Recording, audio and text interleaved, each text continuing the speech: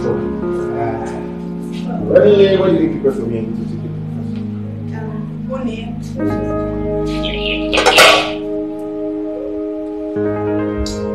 Get serious, Jerry. Alone, the breakfast. You fẹ́ jẹ lọ sí iṣẹ́. Ṣé ọ̀dọ́ ń jẹ mọ̀mọ́ ni? Ṣé búrẹ́dì ò kí n ṣe oúnjẹ ni? 2 slices of bread. Wo jọ̀ọ́ mi ò fẹ́ wàhálà o.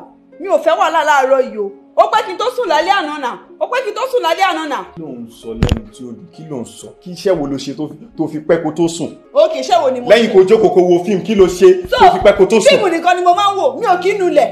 Mi ò ń ṣe laundry. Mi ò kí ń nu gbogbo everywhere. Mi ò ń clean. Ẹran ló ń gbénu bí ni? Kò shut up jọ. Ẹran yàgbẹ́ síbi ni àbẹ́ran ló ń gbénu bí tó ní òun nulẹ̀. Ilẹ̀ kí ló nu kiri? Jẹ bread. Àwọn kan wà ní under bridge ń bẹ̀ yẹn. Tí wọ́n rí búrẹ́dì tí wọ́n kọ̀ sílẹ̀ tí wọ́n rí jẹ. Sọ túbọ̀ sọ̀rọ̀ wọn fún mi kí n lè lọ́jọ́ ìwọ̀n bẹ̀. Àbó sí ọ̀rọ̀ wo ló ń sọ lẹ́nu?